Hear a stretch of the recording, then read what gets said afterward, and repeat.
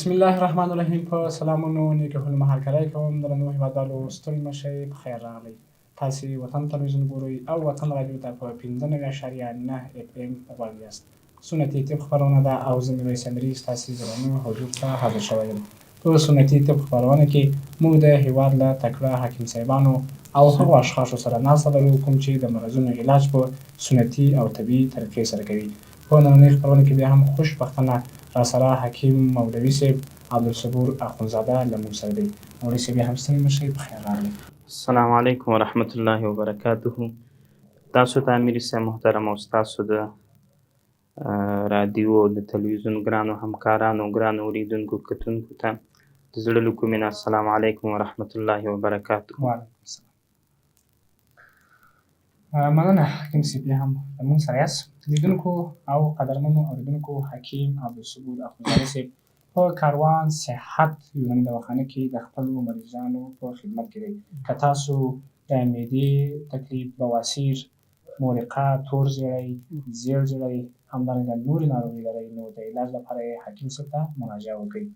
پته: کابل ارزان قیمت شارع محبس بولسمین شفاخانې ته مخامخ. د اړیکې شمېرې دي 0 50 51 26 815. بله شمېره یې ده 0 58 59 44 814. د نننۍ خپرونې موضوع مو بیا هم تېره خپرونه کې مونږ موضوع یادوري کړې وله چې ولې انسانان له دونه پرمختګونو سره سره بیا هم ناهیلي کېږي، له خپل علت څخه ناهیلي کېږي او دا فکر کوي چې زموږ علاج نور نه کېږي. مونږ هلته 3 موضوعګانې یادې کړې ولې. لومړی موضوع داسې وله چې د قانون خلاف موضوع، دویم هم مصنوعي خوراکونه ولو چې مونږ حکیم صاحب پرې ژوندي مثالونه هم ورکړل او تاسو هم له مونږ سره وئ. په نننۍ خپرونه کې حکیم صاحب د تېرې خپرونې وروستۍ پاتې برخه ورسېد، د جراثیمو په واسطه باندې علاج ده. ښه لیدونکو ته نن په دې اړه باندې وضاحت ورکړئ. بسم الله الرحمن الرحیم. واذا مرضت فهو یشفین. ابراهیم علیه السلام مبارک فرمایي چې کله زه مریض شم نو ما ته الله رب العزت علاج کوي. اوس راځو دې خبرې ته امیري صاحب محترم. کله چې مونږ مریضان شو اکثره به تاسو لیدلي دواخانو یا د شفاخانو په سر دا لیکلي واذا مرضت فهو یشفین. کله چې زه مریض شم ابراهیم علیه السلام مبارک فرمایي نو ما ته الله رب العزت شفا راکوي. لکه مرض هم ما ته الله رب العزت راکوي او شفا هم راته الله رب العزت راکوي. ذهن ته خبر راغله صاحب. اوس چې کله مونږ دا آیات وایو واذا مرضت فهو یشفین نو مونږ به که ووایو چې مونږ الله پاک ښه کوي او الله پاک مونږ ته مرض راکوي نو دا خبره به زمونږ لږه دروغجنه وي. ځکه به دروغجنه چې زمونږ عقیده برابره نه ده.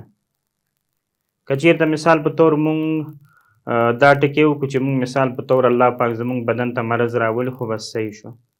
که دا ټکې وکړو چې مونږ الله پاک ښه کوي نو په دې خبره کې مونږ دروغجن یو.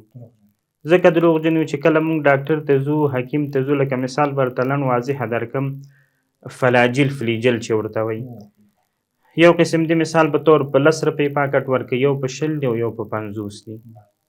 نو کله چې مونږ ځو مثال په طور مونږ وایو چې الله پاک مونږ ته صحت راکړي نو مونږ به کم یې واخلو 500 والا به اخلو. اوس دلته صحت الله پاک مثال په طور بیله مسله دا خو هر مؤمن مسلمان په ده باندې یقین ده چې مونږ ته صحت الله رب العزت راکوي. اوس دلته چې مونږ دا د 10 والا نه اخلو نو زمونږ ذهن کې دا ګرځي چې دا 10 والا مې نه ښه کوي، کمزوري د 20 والا مې نه ښه کوي، 500 والا مې ښه کوي. نو دلته د ښه کېدلو ټکی راغی چې ما 500 والا ښه کوي 20 او 10 مې نه ښه کوي، د الله پاک ټکی ترېنه لرې شو. ذهن ته خبر راغله صاحب. اوس چې کله مونږ مریضان شو نو مونږ به د ده معنا دویمه به داسې راوخلو واذا مرضت فهو یشفین. کله چې ما الله پاک د یو څه په واسطه باندې مریض کړي فهو یشفین نو د هغه په واسطه باندې به ما ته الله رب العزت شفا راکوي. موضوع چې بل طرف ته لاړ نشي امیري صاحب محترم. اوس کله چې مونږ طبیب ته لاړ شو ووایو چې زما د زړه والونه بند دي یا زما شکر ده نو ما ته دوایي راکړه. د نه مخکې دغه خبرې پوښتنه مونږ ولې نه کوو یا داسې څوک شته دي چې هغه طبیب حکیم ډاکټر ته تللی ده چې ما ته داسې دوا راکړه چې زما زړه والونه بند شي یا داسې دوا راته راکړه چې زما په بدن کې شکر جوړ شي یا داسې دوا راکړه چې مثال په طور زما ګردې کار پرېږدي او ختمي شي، داسې هېڅوک نه دي تللي. دغه پوښتنه چې کله یو انسان وکړي نو د ده ذهن به انشاءالله په خوراکي سیستم باندې ډېر زر خلاص شي. لکه موږ چې مثال په طور زما د زړه وال بند شو، نو چې بند شو دې خوراک کې الله رب العزت دومره غټ قوت ایښی ده چې ستا د زړه وال بندولی شي، ستا بدن کې بواسیر جوړولی شي، تا ته کینسر سرطان لګولی شي، تا ته مثال په طور شکر لګولی شي، د دې خوراک د استعمال د وجې نه. ذهن ته خبر راغله صاحب، د دې خوراک د استعمال د وجې نه، د غلط خوراک د غلط استعمال د وجې نه ستا په بدن کې الله پاک مرض راولي. نو د صحیح خوراک د صحیح د استعمال د وجې نه به الله پاک مرض نه لرې کوي، ضرور به یې لرې کوي. ذهن ته خبر راغله صاحب. څنګه دې خوراک کې الله رب العزت ډېر غټ کمالونه ایښي. خلکو ته خو دا خوراک سخت ښکاري نه، دې وي چې بس دا ډوډۍ ده بس پې صرف چلیږي، نه دا غلطه خبر ده. الله رب العزت ستا د مزاج موافق په دې دنیا کې خوراکونه پیدا کړي. د انسان مزاج به یا ګرمي یا به خشکي یا به تري. پخوا به دا خبرې خلکو کولې، اکثره زنانو به دا خبرې کولې، اوس دا خبرې څوک نه کوي، ځکه چې بس ذهنونه ورته اړې را اړې ذهنونه یې اړول شوي دي. هر مزاج والا انسان خپل مرض لري. مثال ګرم مزاج والا مثال ګرم مرضونه، د خوش مزاج والا انسان خوش مرضونه، د تر مزاج والا انسان تر مزاجونه. ما تاسو ته پرون مثال درکړه چې مر د ګرمي جوړوي، اوبه د رطوبت مثال په طور د انسان بدن کې جوړوي، او هوا د خشکي د انسان بدن کې جوړوي. د ده موافق الله رب العزت زړه، دماغ او جگر دا ماتحت پیدا کړي دي. کله چې مثال په طور دماغ په قوت کې شي، د ترو خوراکونو د وجې نه به دماغ په قوت کې راځي، د خشکو خوراکونو د وجې نه به زړه په قوت کې راځي، او د ګرمو خوراکونو د وجې نه به جگر په قوت کې راځي. دې خوراکونو کې الله رب العزت ډېر زیات قوت ایښی دی. یو مثال به درته ووایم چې د دې خوراک تړاو د انسان د بدن سره څنګه ده. لکه موږ چې مثال په طور سبزي خورو، شیدې خورو، د دې سبزي د شیدو خوړلو زموږ بدن سره څه تړون ده. پیغمبر علیه الصلاة والسلام مبارک مجلس کې وفرمیل چې هغه کومه ونه ده چې د انسان د بدن سره تشبیه لري، د مؤمن مسلمان د بدن سره تشبیه لري، هغه څه شی ده؟ صحابه کرام غلي ول، او چې کله دا خبره بس داسې وځنډېدله، پیغمبر علیه السلام بارک ورته وفرمیل چې هغه مؤمن د مسلمان ده یا انسان ده.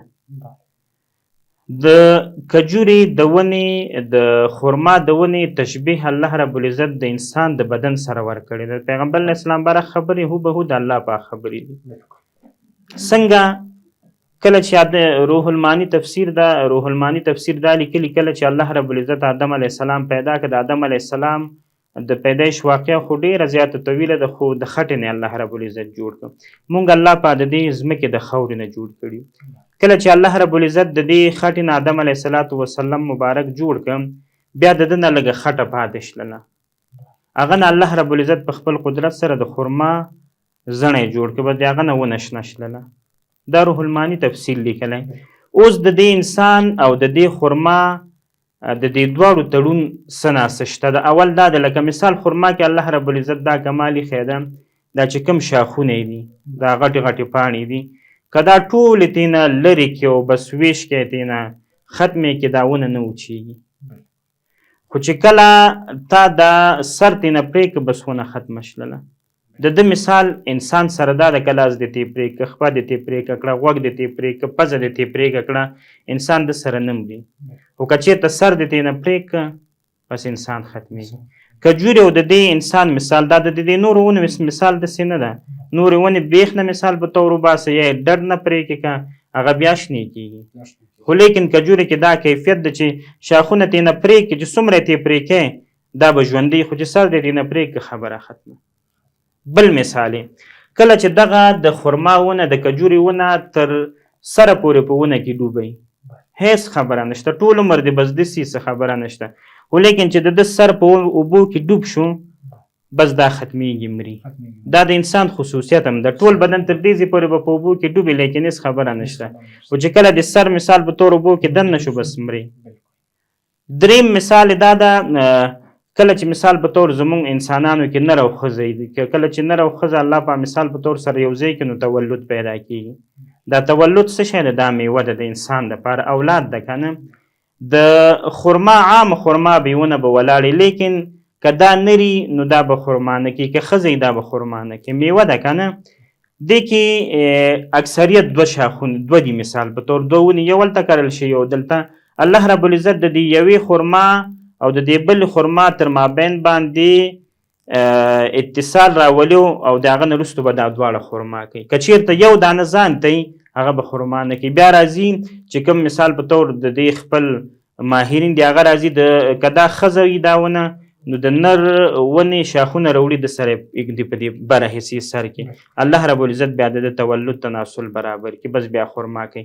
د انسان او د دې دواړو تر مابین چې دا ونه ده او د انسان بدن ده، الله رب العزت دواړو تناسب برابر کړی ده. نو چې کله د یو ونې تناسب د انسان سره برابر شي نو ضرور نه ضرور به د هغه فایده انسان ته ورځي. مونږ الله رب العزت امیر صاحب محترم د دې خاورې نه پیدا کړي. الله رب العزت فرمایي منها خلقناکم وفیها نعیدکم ومنها نخرجکم تارة اخرى. مونږ الله رب العزت پیدا کړي د دې خاورې نه، زما بدن ستا بدن د بل بل بل بل د ټولو بدنونه الله رب العزت د دې خاورې نه پیدا کړي. څنګه خاورې نه پیدا کړي؟ مونږ خو ظاهري داسې ګوري چې دا خو غوښه ده نور خو څه شته نه، لیکن زمونږ چې کوم بنیاد ده د آدم علیه السلام مبارک نه وخله تر دې دمه پورې ابتدای خاوره ده. اوس چې په دې خاوره باندې څه دي هغه به د انسان په بدن کې مونږ پرون دا ذکر وکړو چې په دې خاوره باندې به مر لګیږي، په دې خاوره باندې به هوا لګیږي، په دې خاوره باندې به اوبه وي. هغه غټه دنیا چې دا مونږ پکې زندگی کوو، وړه دنیا چې زمونږ بدن ده، دا دواړه یو شی دی. مونږ الله پاک د دې خاورې نه پیدا کړو. خلک وایي خاوره زمونږ مور ده، وطن زمونږ مور ده، دا حقیقت ده. دا زمونږ مور ده، مونږ د دې ځمکې نه پیدا شو، الله پاک هم بیرته په دې ځمکه کې. اوس په دې ځمکې د پاسه چې څه کېږي نو هغه به زمونږ په بدن کې کېږي. د دې ځمکې د پاسه چې څه دي الله رب العزت د انسان د بدن او د فایدې دپاره پیدا کړي. په دې ځمکه باندې درې قسمه خوراکونه دي، یو ګرم دي، یو خشک دي او یو تر دي. دا درې واړه مزاجونه والا خوراکونه به یو انسان کوي. که هر مثال په طور ستا مزاج ګرم ده، اوس ته به تر خوراکونه کې چې کله د تر خوراکونه وکړه الله رب العزت به د ګرمي ختموي. که چېرته تا ګرم خوراکونه وکړه نو ګرمي په ګرمي باندې بس مرض په مرض باندې شو. ذهن ته خبر راغله سیم. اوس چې کله مونږ د باندې به مونږ ځان پویو چې کله زما په بدن کې یو مرض راغی نو زه به کوشش دا کوم چې زه د خوراک په سیستم باندې د خپل د غذا په سیستم باندې به زه خپل مرض لرې کوم. که چېرته دا طریقه ونه شي نو زمونږ مرض به رو په رو زیاتېږي خو کمیږي به نه. دا عام روټین ده. بل دا خبره مونږ وکړله امیر صاحب محترم چې جراثیم کش دواګانې، جراثیم کش علاج. اوس عام روټین دا ده چې جراثیم کش علاج ده. کله چې زمونږ بدن ته مرض راشي نو مونږ دوا استعمال کړو، لکه مثال په طور امپرازول دی، اماکسیل دی، یا مثال په طور امپیکلاکس دی. دا څومره چې دی جراثیم کش دوا ده. زه چې دوا اخورم نو زما په بدن کې چې کوم جراثیم دي بس هغه دا وژني. د انسان په بدن کې دوه قسمه جراثیم دي، یو ته ویلی شي مضر جراثیم، دویم نمبر ته ویلی شي مصلح جراثیم. مضر جراثیم هغه جراثیم دي، هغه میکروب ده چې د انسان بدن ته مرض راولي، او مصلح جراثیم هغه جراثیم دي چې د انسان بدن برقراره په صحت باندې ساتي. اوس چې کله زما بدن ته مثال په طور مرض راغی، دا مرض زما په بدن کې شو، چې کله زما په بدن کې مرض راغی نو زه به داسې دوا خورم چې زما دا مرض لرې کړي، که نه صحت خو به مې لرې کوي نه، که نه. اوس به زه داسې دوا خورم چې زما دا مرض لرې کړي. لکه مثال په طور زما خدای مکه مورقه ده، زه به چې کله زما مورقه شو نو زه به ګرم خوراکونه نه کوم، زه به تر خوراکونه کوم. زما بدن ته چې کوم مرض راغلی ده زه به د هغه موافق خوراک کوم. لکه مثال ګرم ده، ګرم خوراک به زه نه کوم، زه به تر خوراک کوم. خو که چېرته ما په دوا باندې د خپل بدن علاج وکړه نو ما دا ځان سره ظلم وکړه. ظلم مې ځکه داسې وکړه چې اوس عام روټین کې په دنیا کې کوم رواج ده، رواج داسې ده چې ستا جراثیم کش علاج کوي. لکه مثال په طور تا ته ستنه ولګوي، تا ته مثال په طور سیریم وکړي، تا ته واکسین وکړي. د هغه سیریم او د ستنو د وجې نه کم جراثیم کم میکروب چې ستا په بدن کې مصلح د هغه هم د منځه ځي. مثال یې داسې ده لکه یو کس 10 کسه ولاړ دي، په دې 10 کسو کې ستا یو دښمن ده او 9 د دوستان دي، او تا چریز ورپسې راواغسته، چری ورته وي ساچمې چې پکې که نه تا په دې 10 کسو باندې ګزار وکړو نو دې کې به 100 کسه لګېږي 100 به بچ کېږي امکان شته چې دا 10 واله دې مړه شي ستا پکې دښمن یو د 9 دي دوستان دي تا پې ګزار چې کله وکړو نو امکان د دې خبرې شته چې ستا دا یو ملګری چې دا کم د دښمن د دا دې بچ شي و دې نه لګېږي دا چې کوم 9 دوستان دي دا د منځه لاړ شي د دې دواګانو مثال هم داسې ده که چېرته تا دا دوا وخوړه نو که دا مرض درته ښه که خو صحیح ده که ښه نه که درته نو بترول خو چېرته تللی نه دي دا عام روټین ده اوس به ته څه کار کوې ستا دښمن د ته به په تماچه باندې ولې بس خبره ختمه یو کس به هدف ده همغه یو به وژنې د دې طریقه موږ ته پیغمبر علیه السلام باره ښودلې پیغمبر علیه الصلاة وسلم مبارک صلی الله علیه وسلم فرمایي چې تاسو به ظالم سره مرسته کوئ مظلوم سره مرسته کوئ زما مزاج مثال به طور مورقه لري زه به هغه ګرم خوراکونه خورم لکه هغه جراثیم زما په بدن کې قوت کې راغلي دي چې کم جراثیمو په وجه باندې مورقه راځي هغه جراثیم میکروب زما کمزوري شوي دي چې کم د وجې نه زه په صحت کې وم اوس پیغمبر علیه السلام باره فرمایي ظالم سره به دا مرسته کوئ چې ګرمو جراثیمو کوم خوراک د زه به هغه کم کمه د مصلحو جراثیمو چې کوم خوراک د زه به هغه زیات کمه نو چې کله زه زیات کم نو زما دا مصلح جراثیم به زیاتېږي او دا چې کوم ظالم جراثیم د مرض زما بدن ته راغلی ده دا به په کمېدو باندې شي زما مرض به الله رب العزت ختم کړي بالکل حکیم صاحب ډېره زیاته مننه لیدونکو همدارنګه قدرمن اورېدونکو حکیم عبدالصبور اخندزاده صاحب په کاروان صحت یوې دواخانه کې د خپلو مریضانو په خدمت کې دي که تاسو د معدې تکلیف بواسیر مویقه تور زړی همدارنګه نورې ناروغۍ لرئ نو حکیم صاحب ته مراجعه وکړئ پته کابل ارزان قیمت چالهی مبس بولتین شفاخانې ته مخامخ د اړیکې شمېرې دي 050 150 815 همدارنګه بله شمېره یې ده 080 450 814 لیدونکو دلته د منلو له موږ سره پاتې شئ بیرته راګرځو لیدونکو او قدرمن اورېدونکو بیا هم ښه راغلاست ورته وایم حکیم صاحب د موږ سره په خپرونه کې دی لنډه د مو درلودله بیرته راګرځو خپل بحث ته حکیم صاحب امیر صاحب محترم یو خبره به پکې دا وکړو چې خبرې نورې اوږدې نه شي کله چې ما تاسو ته ویلې چې مثال په طور موږ په پچکارۍ باندې هغه تیزې دواګانې چې هغه موږ استعمال کوو زموږ بدن کې چې کوم مصلح جراثیم د میکروبونه دي هغه د منځه لاړ شي اوس عام روټین کې که تاسو ګورئ قوت مدافعات په نوم باندې ټکي مثال په طور ګرځېږي چې قوت مدافعات د دا مضبوطي او دا د کمزوری کوي او دا مضبوطي دا کمزوری کوي قوت مدافعات د انسان په بدن کې فوج ده لکه د کم ملک چې مثال په طور ملي اردو مضبوطه فوج مضبوط نو هغه باندې بل څوک ټیک نشي کولی د انسان په بدن کې الله رب العزت دا مصلح جراثیم فوج ګرځولی ده اوس که چېرته دغه فوج ستا کمزوری شو نو ستا په بدن باندې به مرضونه حمله کوي او چې کله ما مثال په طور پچکاري وکړله نو زما چې کوم مصلح جراثیم دی هغه کمزوري کېږي نو زه اوس مثال په طور مورقه شم سبا به زما تبی بل سبا به زما زیړی بل سبا مثال په طور زما زیړي نه تور زیړي ته وړي خو دا مرضونه به زما دوباره ګرځي ولې چې زما قوت مدافعات زما خراب شوی د مثال برته درکوم تاسو به لیدلی سئ اکثره چې کوم دا د مالدارو خلکو ماشومان او کوم چې د غریبو خلکو دا د مالدارو خلکو ماشومان پاک ګرځي او چې لږ معمولي مریض شي نو ډاکټر ته یې ویسي علاج ورته وکړي غریبو خلکو کې دا کار دی چې هغوی دي د زمنو د بچو د خاص خیال نه ساتي لکه نه چپلقې او نه بوټان نه مثال په طور خله په اوبو کې به هم په ژمي کې او په یالو کې بس ګرځي را ګرځي به خو حکیم ډاکټر ته به یې زر نه وړي اوس چې کله دغه ماشوم چې دا کم پاک تا ساتلی ده او تا روزانه ډاکټر ته وړی معمولي مرض چې پیری شي تی ډاکټر ته وړی د ده قوت مدافعات د کمزوری که چې کله د کمزوری که تاسو لیدلی ماشوم چې کله اوس بیرون باسي په دې ژمي کې نو کمبله کې ښه ډېر توک وي چې هوا پې ونه لګي نو چې هوا پې ولګېدله دا مریضېږي هغه ماشومانو کې بیا دا خصلت نشته که تاسو ګوره ډیرانونو کې به هم ګرځي یخ ژمی به وي دا د نر بچی به بس لګیا یي په دې اوبو کې به مستي کوي دته به مرض نه راځي ولې به نه راځي چې د ده قوت مدافعت مضبوط ده او د ده چې کوم فوج په بدن کې الله رب العزت جوړ کړی د هغه مضبوط د هغه باندې دا یخ او بادونه او دا دوړې او د ډیران او دا ګندو به دا په ده باندې اثر نه کوي ولې چې د ده کوم فوج هلته ده هغه الله رب العزت بس د ده مضبوط پیدا کړی ده دا عام که تاسو ګورئ لکه څوک چې دواګانې ډېر استعمالوي او عموما اکثریت د ده عمر ټول دواګانو سره د په ده باندې مرض ډېر راځي. ولې قوت مدافعت د ده کمزوری ده. او څوک چې دې شي نه ډېر زیات خیال ساتي، لکه تاسو د ښار خلک وګورئ، د کلو خلک وګورئ، د کلو خلک په نسبت د ښار سره دواګانې ډېرې نه خوري، د هغې قوت مدافعت برابري. حالانکه د هغې زندګي ټوله غوندې خوشیي دی، مثال په طور پټي دی او مثال په طور خاورې دی او په خاورو کې ګرځ او دا شی نه دی، خو الله پاک د هغې صحت برابر راوستی. کوم چې د ښار کې اوسېږي، ښار کې زندګي کېږي، دوی د بس روزانه دوا استعمالي د قوت مدافعت کمزوری کېږي. نو چې کله دوا یو انسان ډېره زیاته استعمالي، د ده به قوت مدافعت خرابېږي، کمزوری کېږي او په ده باندې به مرضونه زیات راسي. مننه حکیم صاحب، ډېر ښایسته موضوع ته مو اشاره وکوله.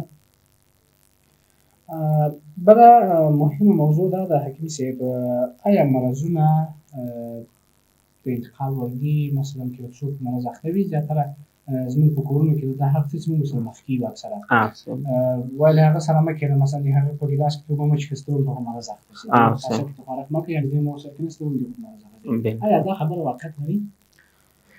امیر صاحب محترم، دا خبره عام طور باندې مشهور هم ده، خو اول به د قرآن او حدیث نه حل کړو، بیا به راځو خپل ټپ ته، بیا د عموما زمونږ په نړۍ کې چې څه مروج شی نه دي، بیا به په ده باندې انشاءالله بحث کوو. اول پیغمبر علیه الصلاة والسلام مبارک حدیث مبارک د مشهوره، دا هغه خلک دلیل کې ګرځي چې څوک وایي مرضونه د یو نه بل ته ځي، لکه یو مرض بل ته به دا ځي. هغې دلیل دا پیش کوي چې پیغمبر علیه السلام مبارک وفرمیل چې تاسو هغه کلي ته مه ځئ چې هلته وبا لګېدلي، لکه کوم ځای کې، لکه اوس پښتو کې به درته وایم چې کوم ځای کې کورونا لګېدلي، هلته مه ځئ. دا د پیغمبر علیه السلام مبارک وصیت ده چې کوم ځای کې وبا مرض وي نو هلته تاسو مه ځئ.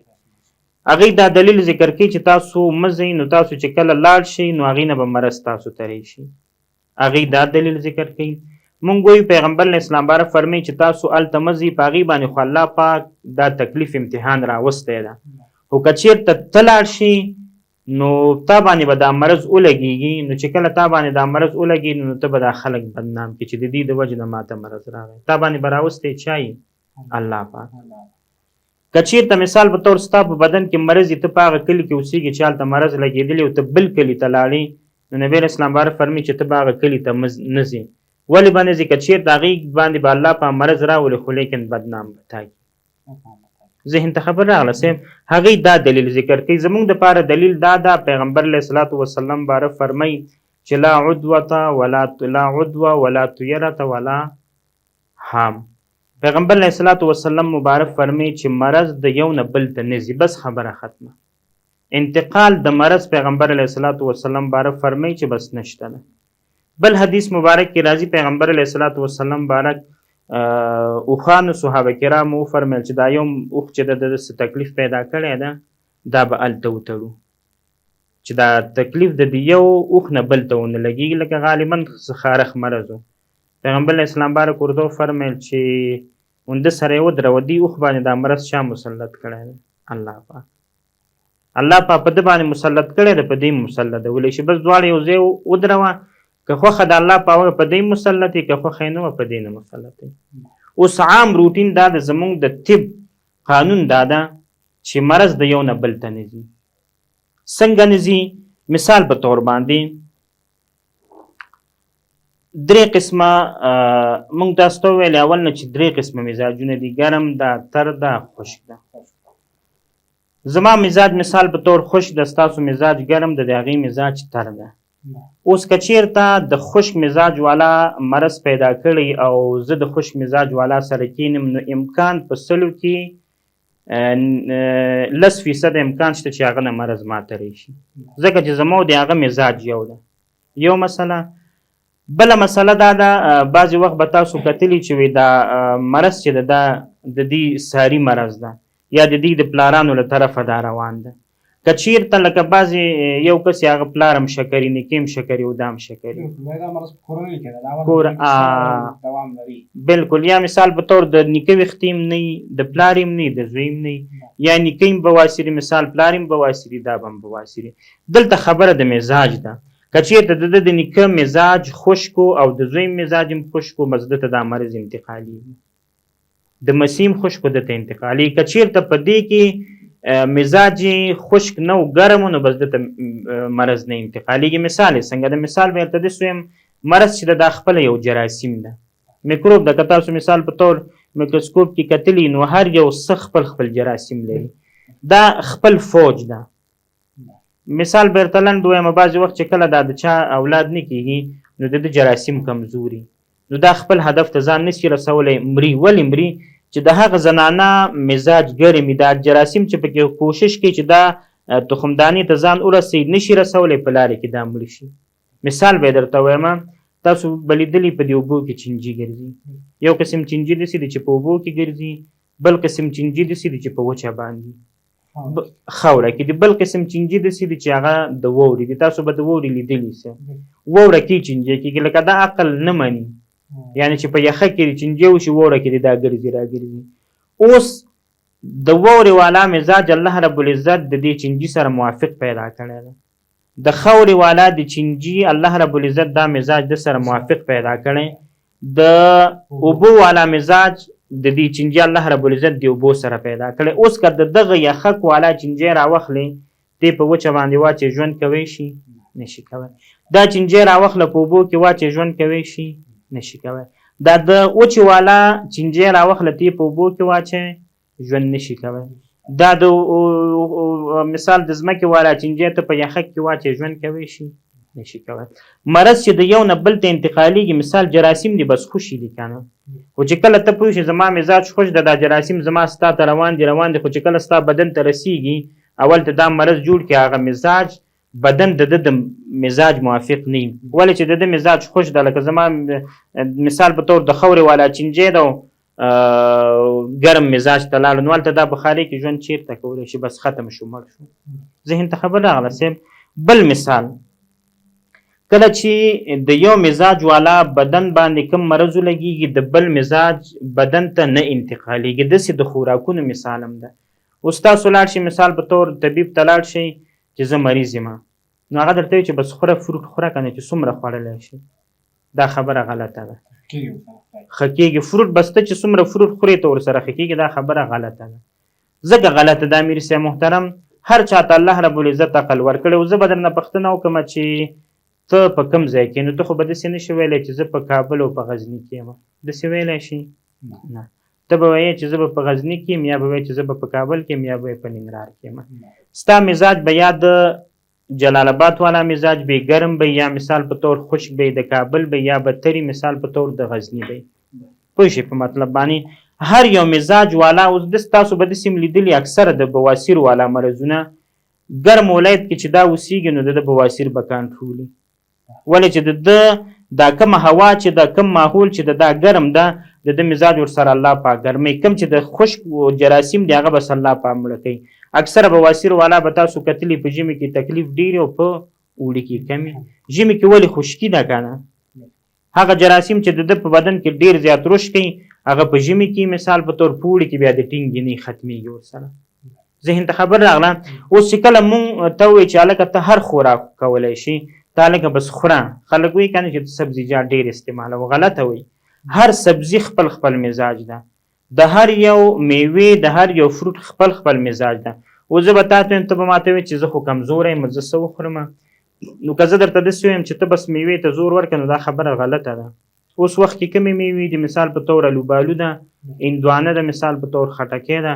د دې درې واړو مزاجونه جدا جدا دي. الوبالو مزاج خشک ده، د خټکي مزاج ګرم ده او د هندوانې مزاج تر ده. هندوانې والا مزاج تر د رطوبت ده پکې. د خټکي والا مزاج خربوزي والا مزاج دا ګرم ده، د ام مزاج ګرم ده. د الوبالو د کیوي والا مزاج خشک ده. مثال به درته وایم لکه دا ما تاسو ته وفرمایي وویلې چې الله په فرمایي د دې خاورې نه ما تاسو پیدا کړي، د دې خاورو خصلت به زموږ په بدن کې موږ دپاره الله رب العزت بیل خوراکونه پیدا کړي. اوس مثال په طور بواسیرو تکلیف لري میوه ده که نه، که ته وایې چې مثال په طور هره میوه فایده کوي غلطه خبره ده. الوبالو ورته ورکه بواسیرو والا ته کیوي ورته ورکه ته ګوره چې دا تکلیف ښه کېږي که کمیږي. د سره ښه کېږي که زیاتېږي د سره به ضرور د مرض زیاتېږي. ولې چې دا مزاجونه خشک ده خشک دي، میوه خشکه ده بس دا خراب شو. او که چېرته مثال په طور یو مریض وي او هغه تور زیړی لري، زیړ زیړی لري، مورقه لري، او ته ورته چې میوه خورو تا ورته مثال په طور من خټکي یا من دی ام ورته راوړو نو دا خو د غریب غرق ده.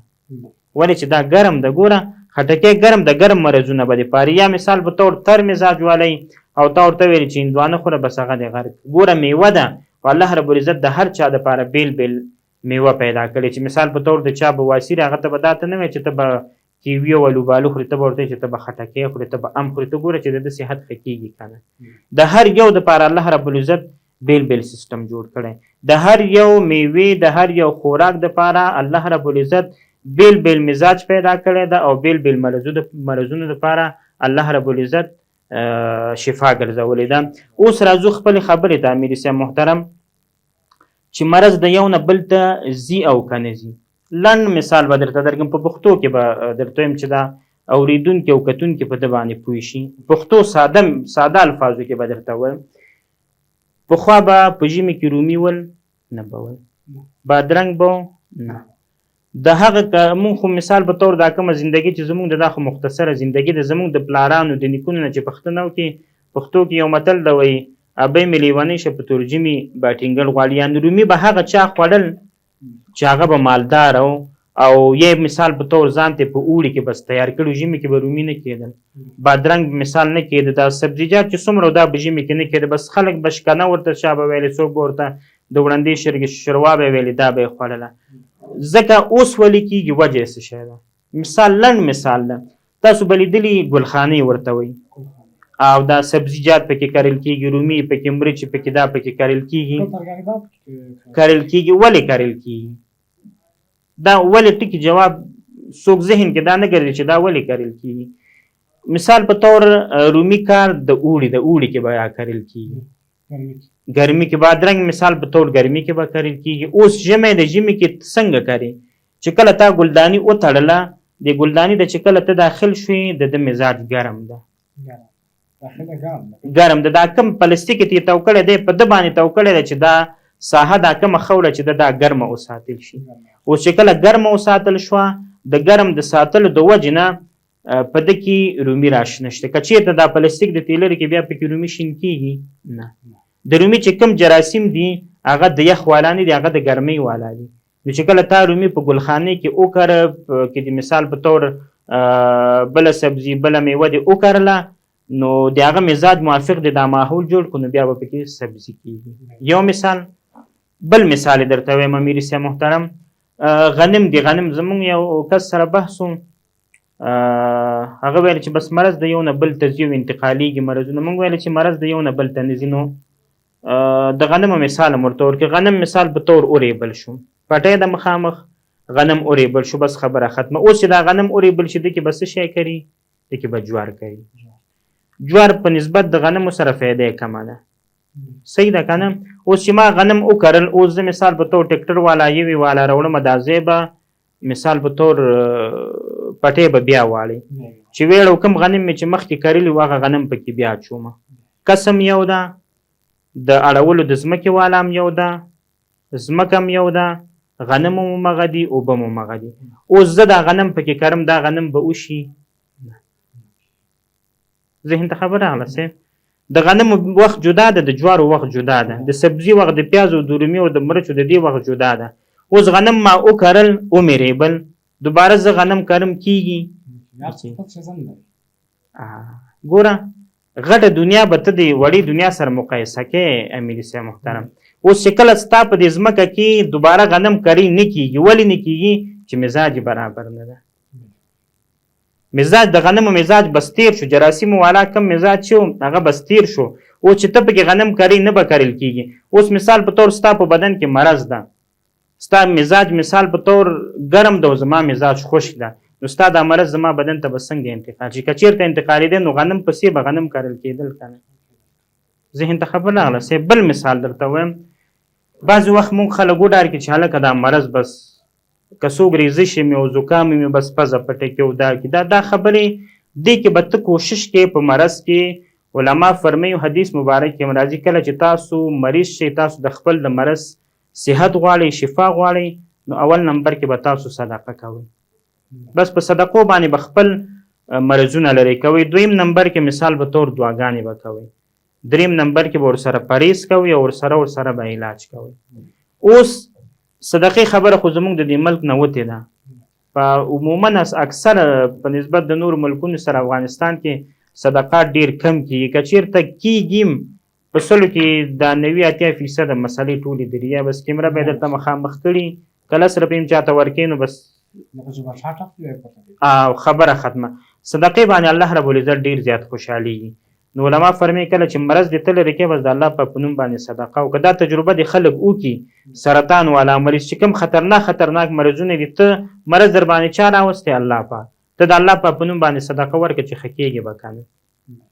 همداسې روټین عام روټین اوس چې کله مثال په طور مونږ بدن ته مرض راغی نو مونږ به کوشش کوو اول به صدقه ورکړو، بیا مثال په طور د دوه نه بیا پرهیز او بیا به خپل نفسیاتي سیستم به ځان ته برابر.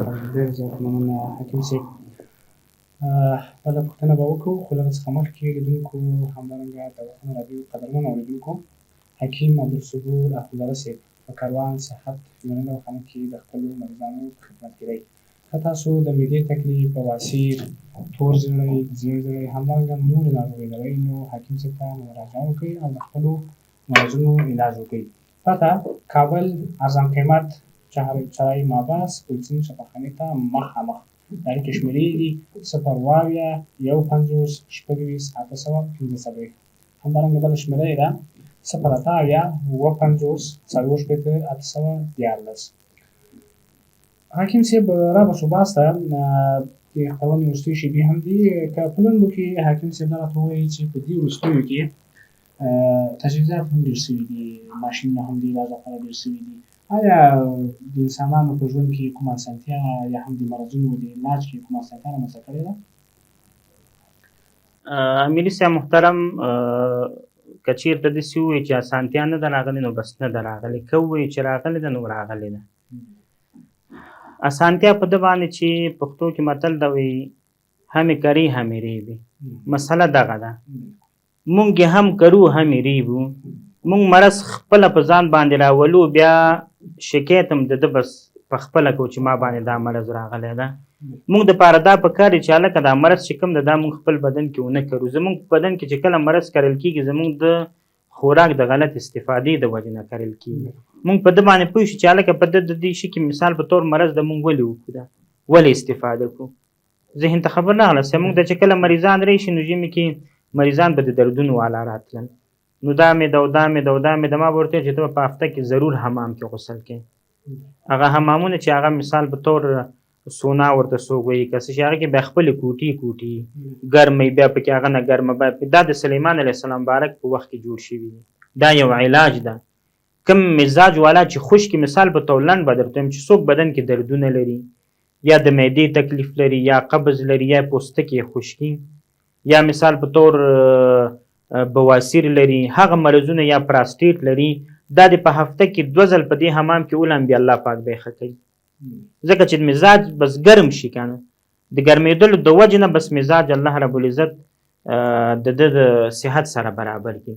اوس چې که دا وایي چې مثال په طور مرضونه ټکنالوژي هم ډېره د مثال په طور مرضونه نه کنټرولېږي نو مرضونه نه کنټرولېدلو وجه او سبب همدغه یو ده خپله پیدا کړي دي. او که چېرته اوس علاج هم وکړو بېرته مقابل کې شاته بېرته هماغه کوم چې موږ مریضان شوي یو هماغه کار بېرته کوو که چېرته خوراک وکړو هماغه خوراک بېرته کوو بلکل کار وي هغه وکړو بېرته تکراروو یې په ځان او په واقع هم کې بېرته موږ ناهیلي کېږو. دا زموږ خپله ګناه ده دې کې د بل چا ګناه نشته ده.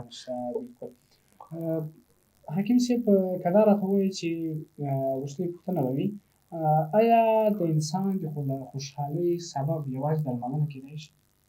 نه بلکل نشي کېدی. الله په فرمایي الا بذکر الله تطمئن القلوب بس زړه به دې ورسره مطمئن په ذکر د الله سره. خبره د ذهن راغله چې ستا ذهن به څنګه برابري.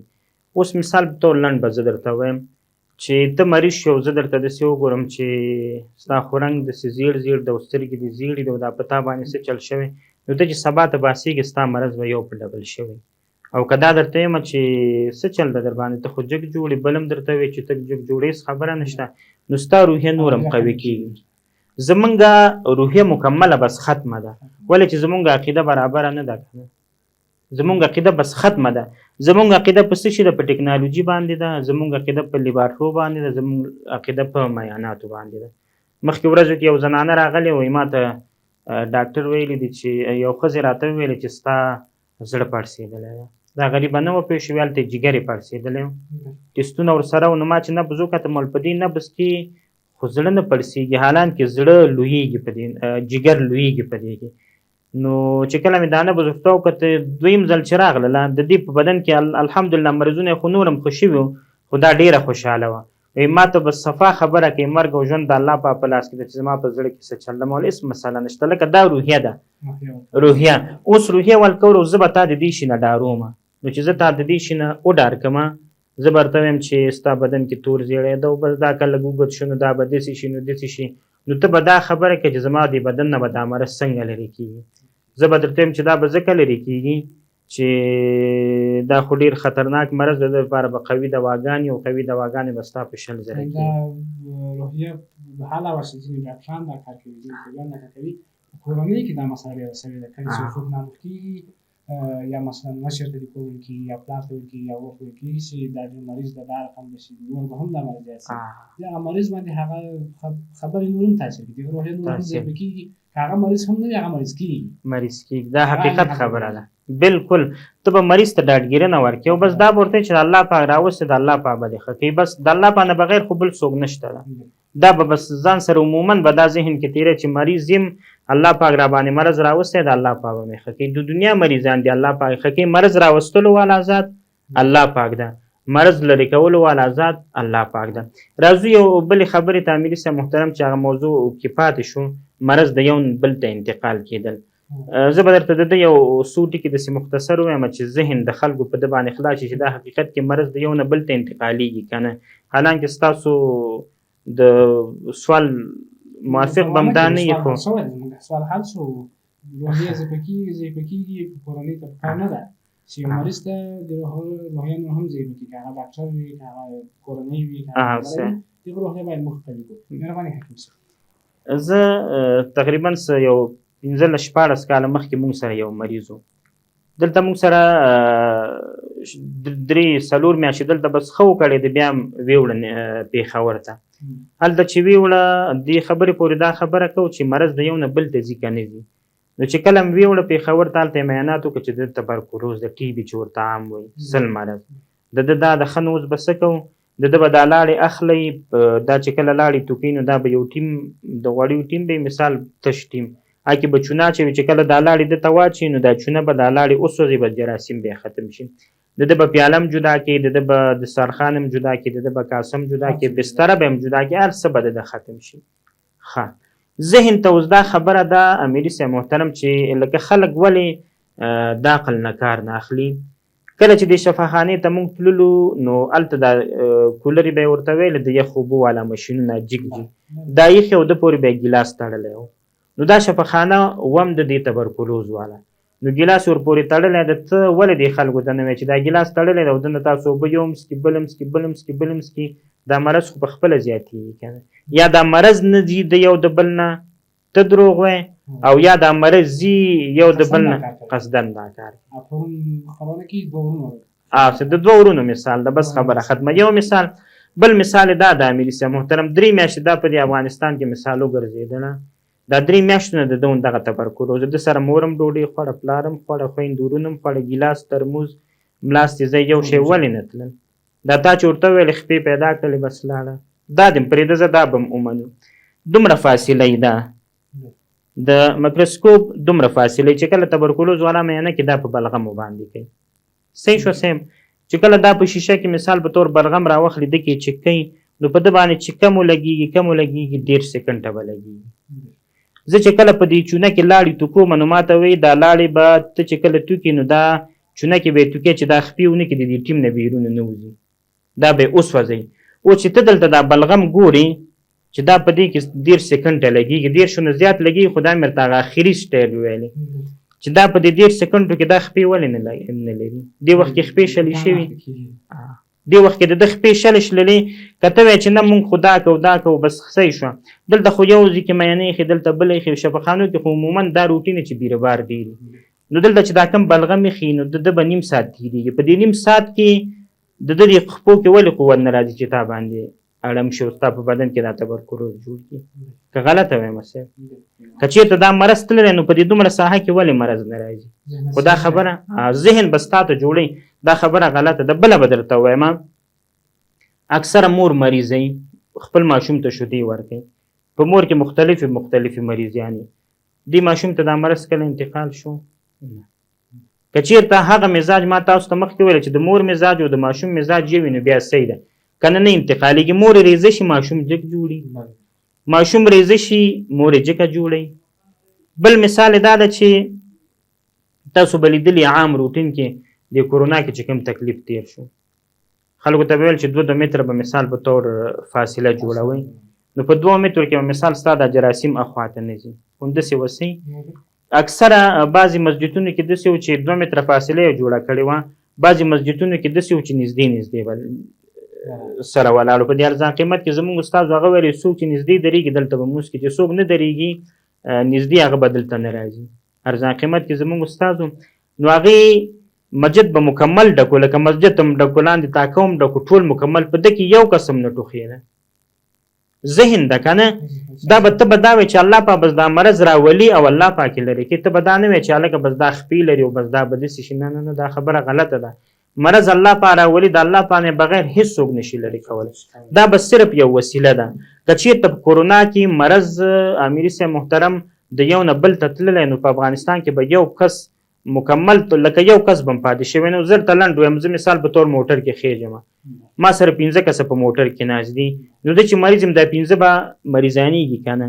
زه چې کله ښکته شم دا سوالي خو لاړه ښار ته مثال هلته به نوره راجېږي هلته 15 بیا دا سړی به مثال هر یو کس به بیا خپل کور ته ځي. په کور کې به د ده 6 کسۍ نو هغه هم ولاړل. هر کس به مکتب ته ځي هغه هم ولاړه. هر کس به مثال په طور دکان ته ځي دکاندار نو دا شی به بچ پاتې شي. دا خبره بالکل غلطه ده. پیغمبر اسلام بارک فرمای لا عدوته بس مرض د یو نه بل ته نه ځي بس خبره ختمه. لیدونکو او قدرمنو اورېدونکو د خپرونې د پای شېبو ته رسېدلي یو. حکیم عبدالصبور اخندزاده صاحب په کاروان صحت فلاني دواخانه کې د خپلو مریضانو په خدمت کې دی. که تاسو بواسیر د فشار ناروغي یا هم د معدې تکلیف تور زیړی زیړ زیړی یا اولادي یا هم زنانه او مردانه پټ مرضونه تاسې نورې مرضونه ولرئ نو تاسو حکیم صاحب ته مراجعه وکړئ او د خپلو مرضونو علاج وکړئ. پته کابل ارزان قیمت شرعي محبس بوتسین شفاخانې ته مخامخ. د اړیکو شمېرې دي 050 150 800 بله شمېره یې ده 080 250 814. تاسو هر ډول ناروغي لرئ نو کاروان صحت فلاني دواخانې ته مراجعه وکړئ. حکیم صاحب ستاسو په خدمت کې دی. حکیم صاحب ډېره زیاته مننه کوو چې خبرونه راغلی او موږ سره په مهم موضوع بحث وکړو. جزاکم الله خیر. عزتونه هم نصیب شه الله پاک. لیدونکو زه تاسو څخه هم مننه کوم چې ډېره مو زما ملتیا وکړله. تر بیا چې زموږ سندرې په سنتي ټوک خپرونه کې ستاسې درنه حضور ته حاضرېږم. تاسې په لوی او بخښونکي خدای سپارم. ښه وخت ولرئ. پاتې شېبو مو نیکمرغه.